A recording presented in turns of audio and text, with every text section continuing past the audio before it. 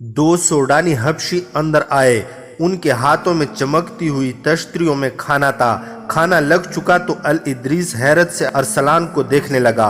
अरसलान ने कहा, हैरान ना हो मोहतरम अल इद्रीस, ये शान और शौकत आपको भी मिल सकती है।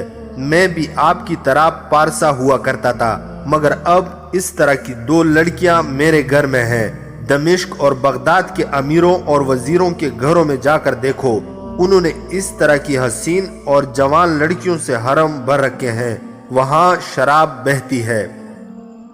ये लड़कियां, ये दौलत और ये शराब सलीबियों की करम नवाजियां हैं। अल इद्रीस ने कहा, औरत और शराब ने सल्तनत इस्लामिया की जड़ें खोखले कर दी हैं। आप सलाहुद्दीन अयूबी के अल्फाज में बातें करते हैं। अरसलान ने कहा, यही आपकी बदनसीबी है। तुम क्या कहना चाहते हो?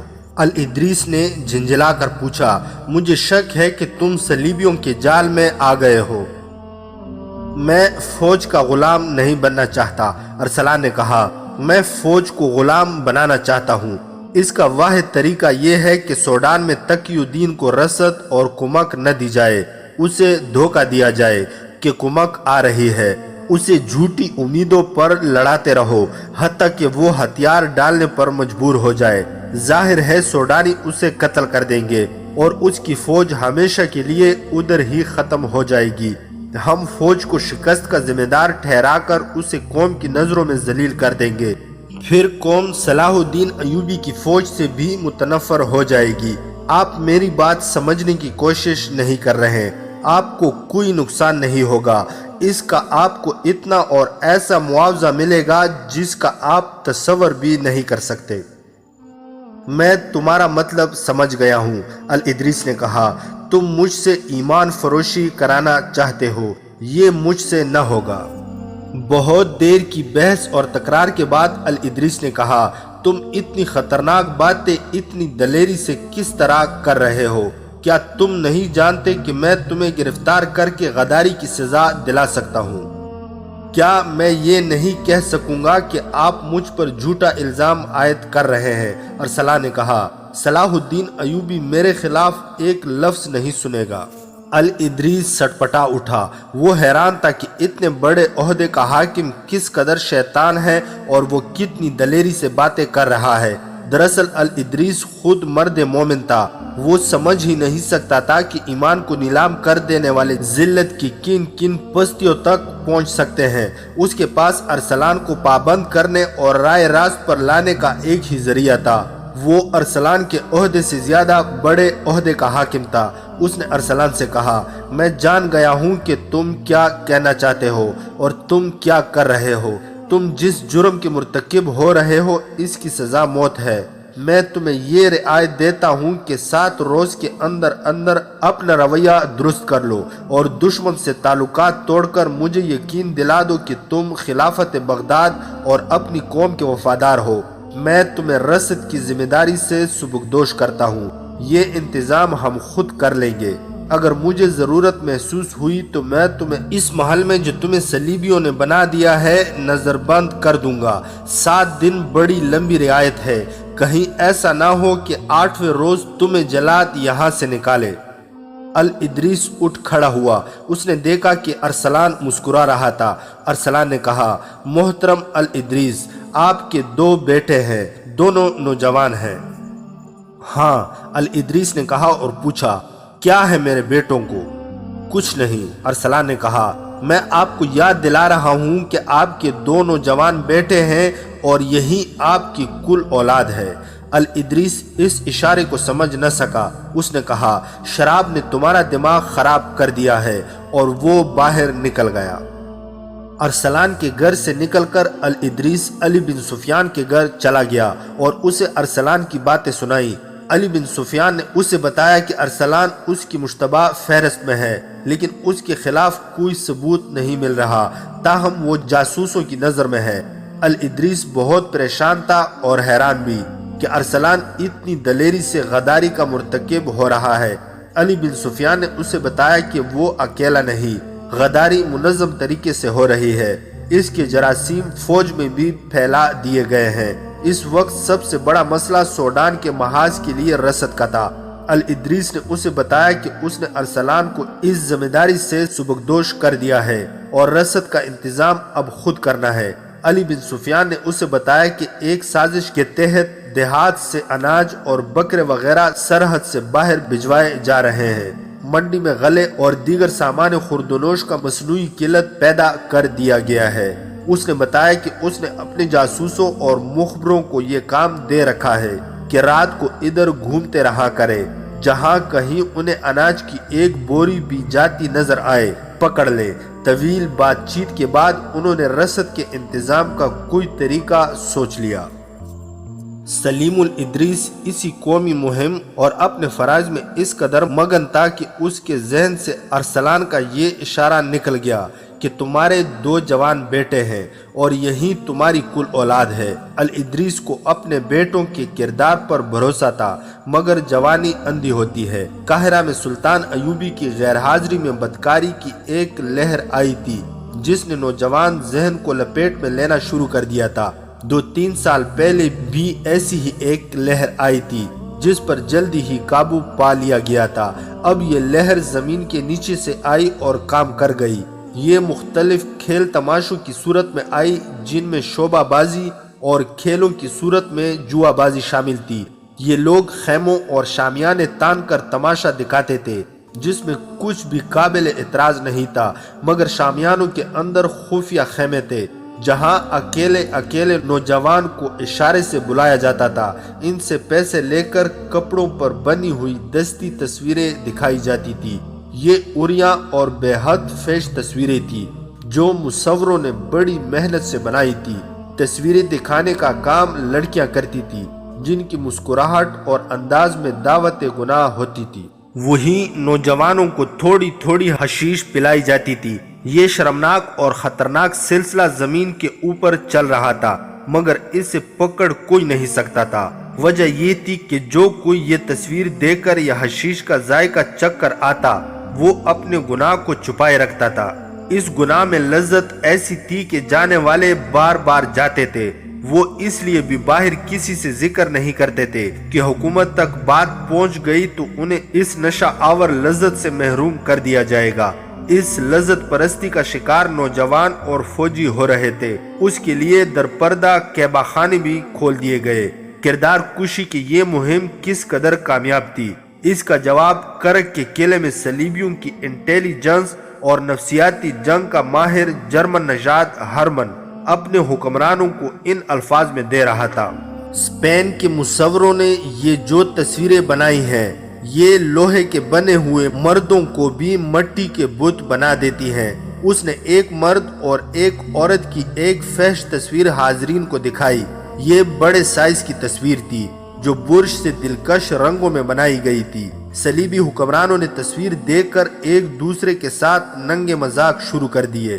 ہرمن نے کہا، میں نے ایسی بے شمار تصویریں بنوا کر مصر کے بڑے بڑے شہروں میں ان کی خفیہ نمائش کا انتظام کر دیا ہے۔ وہاں سے ہماری کامیابی کی اطلاعیں آ رہی ہیں۔ میں نے قاہرہ کی نوجوان نسل میں حیوانی جذبہ بڑھکا دیا ہے۔ یہ ایسا طاقتور جذبہ ہے جو مشعل ہو جائے تو تمام انسانی جذبوں کو، جن میں قومی جذبہ خاص طور پر شامل ہے، تباہ کر دیتا ہے۔ ان تصویروں نے مصر میں مقیم مسلمان فوج کو ذہنی اور اخلاقی لحاظ سے بیکار کرنا شروع کر دیا ہے۔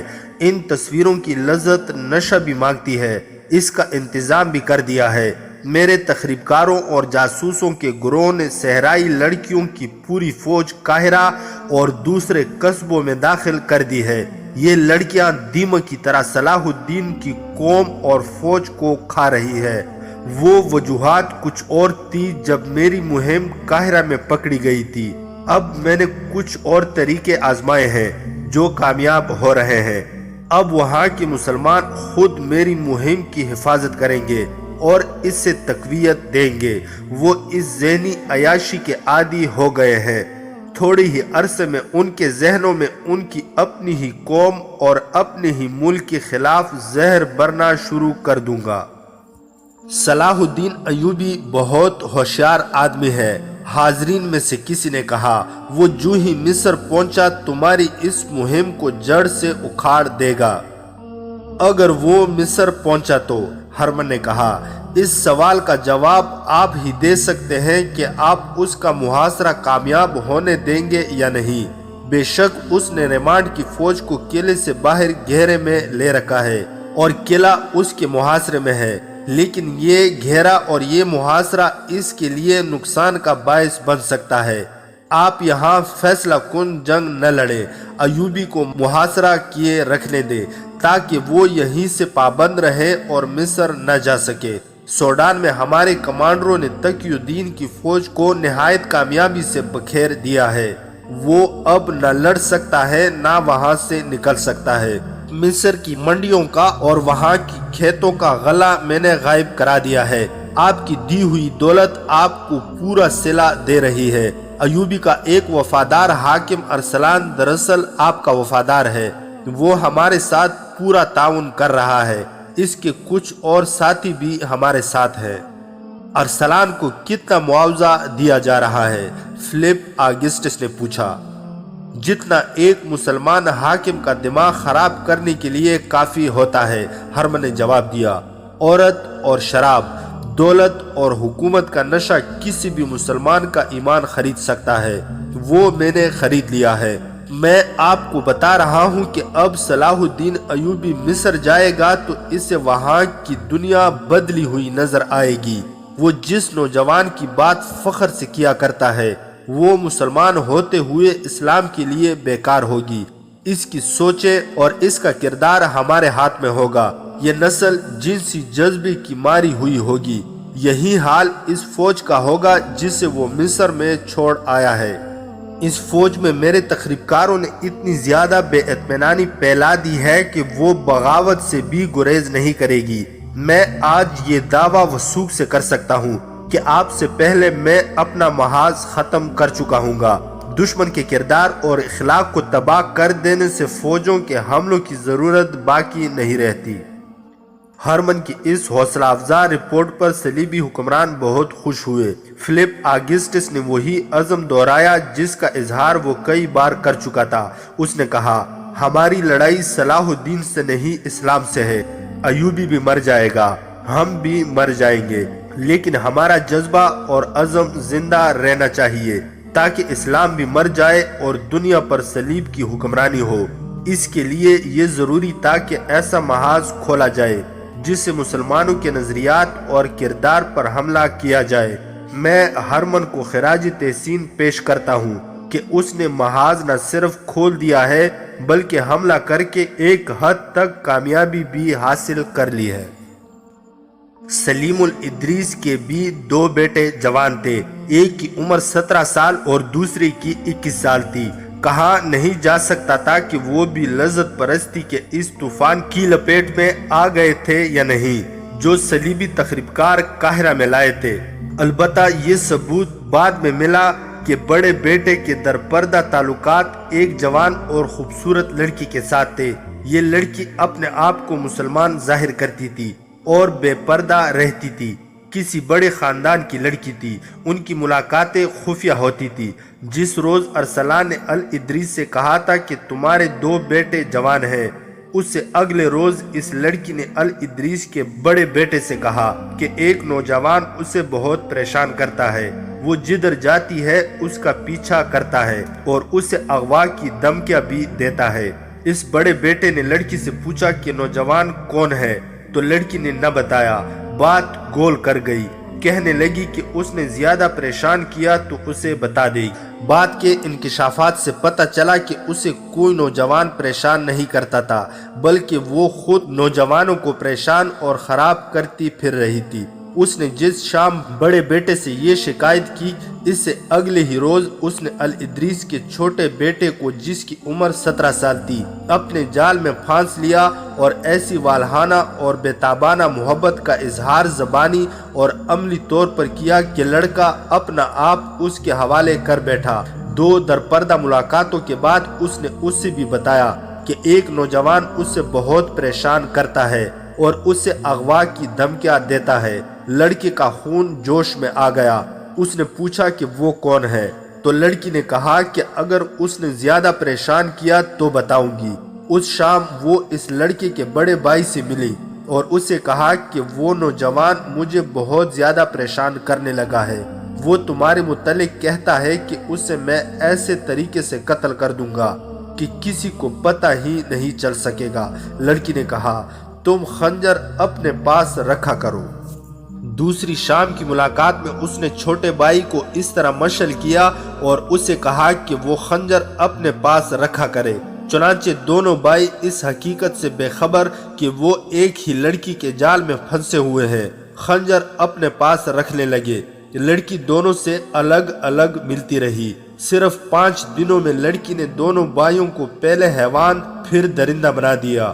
اس شام اس نے بڑے بھائی کو شہر سے ذرا باہر ایک اندھیری جگہ ملنے کو کہا۔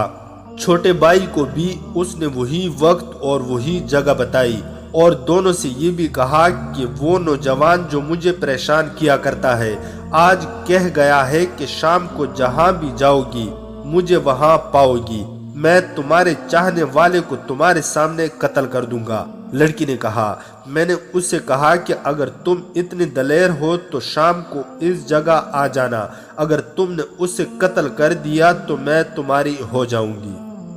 یہ دونوں بھائی خونریز معرکہ لڑنے کے لیے تیار ہو گئے۔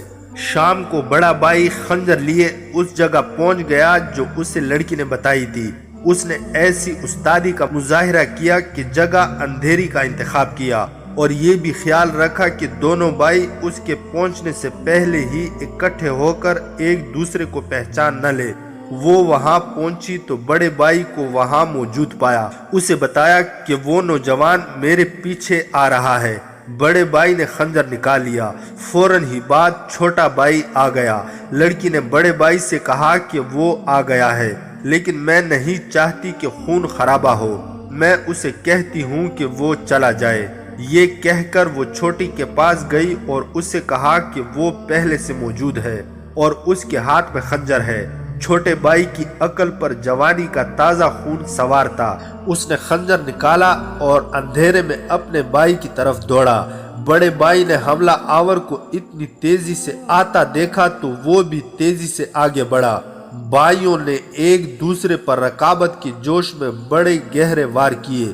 وہ گر گر کر اٹھے اور ایک دوسرے کو لہو لہان کرتے رہے۔ لڑکی انہیں بھڑکاتی رہی۔ علی بن سفیان کے شعبے کے آدمی رات کو گشت پر رہتے تھے۔ اتفاق سے ایک گھڑ سوار گشت پر ادھر آ نکلا۔ لڑکی بھاگ اٹھی۔ گھڑ سوار نے اسے دور نہ جانے دیا اور پکڑ کر واپس لے گیا۔ وہاں دونوں بھائی زمین پر پڑے آخری سانسیں لے رہے تھے۔ لڑکی نے ان سے لاتعلقی کے اظہار کی بہت کوشش کی لیکن اس آدمی نے اسے نہ چھوڑا۔ لڑکی کے دیے ہوئے لالچ کو بھی اس نے قبول نہ کیا۔ اس نے پکار پکار کر گشتی پہرے داروں کو بلا لیا۔ اس وقت تک دونوں بھائی مر چکے تھے۔ لڑکی کو اسی وقت علی بن سفیان کے پاس لے گئے۔ لاشیں بھی لائی گئی۔ روشنی میں دیکھا تو دونوں بھائی تھے۔ سلیم الادریس کو اطلاع دی گئی۔ تصور کیا جا سکتا ہے کہ اپنے جوان بیٹوں کی لاشیں دیکھ کر اس کا کیا حشر ہوا ہوگا۔ لڑکی نے الٹے سیدھے بیان دیے مگر وہ اس سوال کا جواب دینے سے گریز کر رہی تھی کہ وہ کس کی بیٹی ہے اور کہاں رہتی ہے۔ الادریس بہت بری ذہنی حالت میں تھا۔ اس نے غصے سے کانپتی ہوئی آواز میں کہا اسے شکنجے میں ڈالو، اس طرح یہ کچھ نہیں بتائے گی۔ بتانے کے لیے ہے ہی کیا؟ لڑکی نے بھی غصے میں کہا۔ بڑے بھائی کی لاش کی طرف اشارہ کر کے بولی اس نے مجھے بلایا تھا، میں چلی گئی، اوپر سے یہ چھوٹا بھائی آ گیا۔ دونوں نے خنجر نکال لیے اور لڑ پڑے۔ میں ڈر کے مارے بھاگ اٹھی اور ایک گھڑ سوار نے مجھے پکڑ لیا۔ میں اپنے باپ کا نام اس لیے نہیں بتاتی کہ اس کی بھی رسوائی ہوگی۔ علی بن سفیان کا دماغ حاضر تھا۔ اسے یاد آ گیا کہ ارسلان اور الادریس کی آپس میں ترش کلامی ہوئی تھی۔ ارسلان ان کے مشتبوں کی فہرست میں تھا اور یہ بھی جانتا تھا کہ اس کے گھر کے اندر کیا ہو رہا ہے۔ اس نے الادریس کو آنکھ سے اشارہ کر کے کہا یہ لڑکی کوئی بھی ہے، یہ قاتل نہیں، یہ دو نوجوانوں کو اکیلے قتل نہیں کر سکتی۔ اس نے سچ بات بتا دی ہے، میں اس کے خلاف کوئی کارروائی نہیں کر سکتا۔ اس نے لڑکی سے کہا، جاؤ تم آزاد ہو، آئندہ کسی کے ساتھ اتنی دور نہ جانا ورنہ قتل ہو جاؤ گی۔ لڑکی بڑی تیزی سے کمرے سے نکل گئی۔ علی بن سفیان نے اپنے 2 مخبروں سے کہا کہ ان میں سے ایک لڑکی کا راستہ دے کر دوسرے راستے سے ارسلان کے گھر کے بڑے دروازے سے ذرا دور چھپ جائے، اور دوسرا ایسے طریقے سے لڑکی کا تعاقب کرے کہ لڑکی کو پتہ نہ چلے اور وہ جہاں بھی جائے فوراً اطلاع دی جائے۔ دونوں آدمی چلے گئے۔ لڑکی تیز تیز قدم اٹھاتی جا رہی تھی اور اس کا تعاقب ہو رہا تھا۔ علی بن سفیان کا شک ٹھیک ثابت ہوا۔ لڑکی ارسلان کے گھر چلی گئی۔ وہاں ایک آدمی موجود تھا۔ اس نے آ کر اطلاع دی کہ لڑکی اس گھر میں داخل ہوئی ہے۔ جب الادریس کو معلوم ہوا کہ لڑکی کا تعلق ارسلان کے گھر سے ہے تو اس نے علی بن سفیان کو بتایا کہ ارسلان نے اسے کہا تھا کہ تمہارے 2 جوان بیٹے ہیں، مگر الادریس یہ اشارہ نہیں سمجھ سکا۔ صاف ظاہر ہو گیا کہ یہ ارسلان کی کارستانی ہے۔ دونوں بھائیوں کو اس نے اس عجیب و غریب طریقے سے ایک دوسرے کے ہاتھوں قتل کرایا ہے۔ الادریس نے حاکم اعلیٰ کو اطلاع دی۔ پولیس کا سربراہ غیاث بلبیس بھی آ گیا۔ علی بن سفیان کو بھی خصوصی اختیارات حاصل تھے۔ انہوں نے فیصلہ کیا کہ ارسلان کے گھر چھاپا مار کر اسے گھر میں ہی نظر بند کر دیا جائے۔ اب میں سلیم الادریس کو بتاؤں گا کہ میں کیوں اتنی دلیری سے باتیں کرتا ہوں۔ ارسلان نے اس لڑکی کی کامیابی کی روداد سن کر کہا، میں اسے بتاؤں گا کہ میں کیا کر سکتا ہوں۔ اس نے لڑکی کو شراب پیش کی اور دونوں کامیابی کا جشن منانے لگے۔ ان کا جشن ابھی ختم نہیں ہوا تھا کہ بغیر اطلاع کے کوئی اندر آ گیا۔ یہ الادریس تھا۔ اس نے ارسلان اور لڑکی کو نشے اور عریانی کی حالت میں دیکھا اور لڑکی کو پہچان لیا۔ ارسلان نے نشے کی حالت میں کہا، اپنے بیٹوں کو قتل کرا کہ تم میرے ہاتھوں قتل ہونے آئے ہو؟ دربان کہاں ہے؟ یہ شخص میری جنت میں بغیر اجازت کیوں کر آ گیا ہے؟ تمہیں جہنم میں لے جانے کے لیے۔ الادریس نے کہا، میں اپنے بیٹوں کا انتقام لینے نہیں آیا، تمہیں غداروں کے انجام تک پہنچانے آیا ہوں۔ اتنے میں شہر کا وہ حاکم اعلیٰ اندر آیا جس کے پاس امیر مصر کے اختیارات تھے۔ اس کے ساتھ غیاث بلبیس اور علی بن سفیان تھے۔ لڑکی کو گرفتار کر لیا گیا۔ ارسلان کے تمام ملازموں اور گھر کے دیگر افراد کو باہر نکال کر اس کے محل جیسے مکان کے اندر اور باہر فوج کا پہرا کھڑا کر دیا گیا۔ اس کے گھر میں ایک تہخانہ برآمد ہوا جو بہت ہی وسیع اور گہرا تھا۔ وہاں سے تیر کمانوں اور برچیوں کے انبار نکلے۔ ایک ڈھیر خنجروں کا تھا۔ آتش گیر مادہ بھی تھا۔ ایک صندوق میں سے حشیش اور زہر برآمد ہوئے۔ ایک اور کمرے میں سونے کی اینٹیں اور اشرفیوں کی تھیلیاں برآمد ہوئیں۔ اس نے اپنی پرانی 2 بیویوں اور ان کے بچوں کو کہیں اور بھیج رکھا تھا۔ گھر میں 3 لڑکیاں تھیں، تینوں ایک سے بڑھ کر ایک خوبصورت تھی اور تینوں غیر مسلم۔ رات ہی رات ملازموں کی چھان بین کر لی گئی۔ ان میں 3 صلیبیوں کے جاسوس نکلے۔ کیا تم خود بتا دو گے کہ تمہارے عزائم کیا ہیں؟ حاکم اعلیٰ نے ارسلان سے پوچھا۔ یہ مال و دولت اور اسلحہ، یہ انبار تمہیں سزائے موت دلانے کے لیے کافی ہیں۔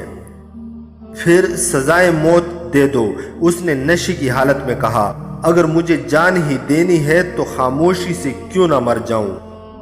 خدا کی نگاہ میں یہ بہت بڑی نیکی ہوگی کہ تم ہمیں اور اس کے نام لیواؤں کو خطرے سے آگاہ کر دو۔ حاکم اعلیٰ نے کہا، مجھے امید ہے کہ اس نیکی کے بدلے خدا تمہارے اتنے زیادہ گناہ بخش دے گا۔ تم لوگ تو مجھے نہیں بخشو گے۔ ارسلان نے کہا، سلطان ایوبی اس سے بھی بڑے گناہ بخش دیا کرتا ہے۔ علی بن سفیان نے کہا، آپ کے بچنے کی صورت پیدا ہو سکتی ہے۔ آپ بتا دیں کہ یہاں کس قسم کی تخریب کاری ہو رہی ہے، کچھ اور لوگ گرفتار کرا دیں۔ وہ کمرے میں ٹہل رہا تھا، باقی لوگ ادھر ادھر بیٹھے تھے۔ الادریس نے اپنی خنجر نما تلوار کمر سے باندھ رکھی تھی۔ ارسلان خاموشی سے ٹہلتے ٹہلتے اس کے قریب گیا اور بڑی ہی تیزی سے اس کی میان میں سے تلوار نکال کر اپنے سینے اور پیٹ کے درمیان رکھی، پیشتر اس کے کہ اس کے ہاتھ سے تلوار چھینی جاتی۔ اس نے دستے پر دونوں ہاتھ رکھ کر پوری طاقت سے تلوار اپنے پیٹ میں گھونپ لی، وہ اپنے بستر پر گرا۔ دوسرے آدمی تلوار اس کے پیٹ سے نکالنے لگے تو اس نے کہا، رہنے دو، میری 2-3 باتیں سن لو، مر جاؤں گا تو تلوار نکال لینا، میں نے اپنے آپ کو سزا دے دی ہے۔ میں زندہ صلاح الدین ایوبی کے سامنے نہیں جانا چاہتا تھا کیونکہ وہ مجھے اپنا وفادار دوست سمجھتا تھا۔ میں تمہارے کسی سوال کا جواب نہیں دوں گا، تلوار اپنا کام کر چکی ہے، ہوش کرو، مصر سخت خطرے میں ہے۔ مصر میں جو فوج ہے وہ بغاوت کے لیے تیار ہے، فوجوں کی رسد کو میں نے ناپید کیا ہے، سپاہیوں کو کھانے کے لیے کچھ نہیں ملتا۔ صلیبی تخریب کاروں نے فوج میں یہ بات پھیلا دی ہے کہ محاذوں پر بکرے، اناج اور شراب جا رہی ہے اور وہاں کے سپاہیوں کو مال غنیمت سے مالامال کر کے عیاشی کرائی جا رہی ہے۔ میرے گروہ میں اچھے عہدوں کے لوگ ہیں، میں کسی کا نام نہیں بتاؤں گا۔ فاطمی اور فدائی تباکاری کی پوری تیاری کر چکے ہیں، تم بغاوت کو روک نہیں سکو گے۔ نئی فوج لاؤ، حالات تمہارے قابو سے۔ اور وہ فکرہ مکمل کیے بغیر مر گیا۔ اس کے گھر سے جو 3 لڑکیاں برآمد ہوئی تھی وہ بھی اس کے فکرے کو مکمل نہ کر سکی۔ انہوں نے اپنے متعلق بتایا کہ انہیں اخلاقی تخریب کاری اور مردوں کو پھانس کر استعمال کرنے کے لیے بھیجا گیا تھا۔ ارسلان کے گھر راتوں کی محفلیں جمع کرتی تھی جس میں فوج اور انتظامیہ کے افسر آیا کرتے تھے۔ ان کی خفیہ ملاقاتیں اور اجلاس ان لڑکیوں کے بغیر ہوتے تھے۔ لڑکیوں نے یہ تصدیق کر دی کہ مصر میں بغاوت کے لیے زمین ہموار کر دی گئی ہے۔ جس لڑکی نے دونوں بھائیوں کو ایک دوسرے کے ہاتھوں قتل کرا دیا تھا، اس نے قتل کی ساری کہانی سنا دی جو بیان کی گئی ہے۔ اس نے بتا دیا کہ وہ الادریس کے بڑے بیٹے کو پہلے ہی اپنے جال میں محبت کا جھانسا دے کر لے چکی تھی۔ اس سے ارسلان اپنے باپ الادریس کے خلاف استعمال کرنا چاہتا تھا، لیکن ارسلان نے منصوبہ بدل دیا اور اس لڑکی سے کہا کہ دونوں بھائیوں کو ایک دوسرے کے ہاتھوں قتل کرا دو۔ ایک ہی رات میں تقریباً 250 اونٹ مرکزی دفتر کے سامنے لائے گئے۔ ان پر غلہ اور خورد و نوش کا دیگر سامان لدا ہوا تھا۔ یہ اونٹ 3-4 قافلوں کی صورت میں مختلف جگہوں سے پکڑے گئے تھے۔ اناج وغیرہ کو سرحد سے باہر جانے سے روکنے کے لیے گشتی پارٹیوں کا انتظام کیا گیا تھا۔ یہ ان کی پہلی کامیابی تھی۔ ان قافلوں کے ساتھ جو آدمی تھے انہوں نے شہر کے چند ایک بیوپاریوں کے نام بتائے۔ ان بیوپاریوں نے تمام غلہ اور دیگر سامان زیر زمین کر لیا تھا۔ آدھی رات کے بعد وہ یہ سامان باہر کے اجنبی تاجروں کے ہاتھ بیچتے تھے۔ ان آدمیوں نے دیہاتی علاقوں میں بھی چند ایک جگہوں کی نشاندہی کی جہاں اجنبی سے تاجر موجود رہتے اور تمام تر رسد اکٹھی کر کے لے جاتے تھے۔ شتربانوں میں سے بعض نے سرحد کی ایک جگہ بتائی جہاں سے یہ قافلے سوڈان جایا کرتے تھے۔ وہاں ایک سرحدی دستہ موجود تھا۔ انکشاف ہوا کہ اس دستے کا کمانڈر دشمن سے باقاعدہ معاوضہ یا رشوت لیتا اور قافلے گزار دیتا تھا۔ یہ انکشاف بھی ہوا کہ یہ اہتمام ارسلان کی زیر کمان ہو رہا تھا۔ یہ ان سینکڑوں میں سے چند ایک واقعات ہیں جو سلطان ایوبی کی غیر حاضری میں مصر کو لپیٹ میں لیے ہوئے تھے۔ الادریس اور دیگر اعلیٰ حکام نے ارسلان کی غداری اور الادریس کے بیٹوں کی موت اور دیگر واقعات پر غور کرنے کے لیے اجلاس منعقد کیا۔ علی بن سفیان اور غیاث بلبیس نے یہ مشورہ پیش کیا کہ حالات اتنے بگڑ گئے ہیں کہ ان کے بس میں نہیں ہے، پیشتر اس کے کہ مصر میں بغاوت ہو جائے یا فاطمیوں کے اور فدائیوں کے ہاتھوں کوئی اعلیٰ شخصیت قتل ہو جائے۔ سلطان ایوبی کو مکمل حالات سے آگاہ کر دیا جائے اور انہیں مشورہ دیا جائے کہ ممکن ہو سکے تو وہ کرہ کا محاصرہ اپنے نائبین کے سپرد کر کے قاہرہ آ جائیں۔ ایک قاصد کو تو پہلے ہی بھیج دیا گیا تھا مگر اسے تفصیلات نہیں بتائی گئی تھی۔ اب سنگین وارداتیں ہو گئیں تو اجلاس میں فیصلہ ہوا کہ علی بن سفیان محاذ پر سلطان ایوبی کے پاس جائے۔ داستان ایمان فروشوں کی اگلی قسط آپ لوگ ہماری نیکسٹ ویڈیو میں ملاحظہ کر سکتے ہیں۔ مزید حقیقی اور تاریخی واقعات کے لیے اس چینل کو سبسکرائب کرنا نہ بھولیے گا۔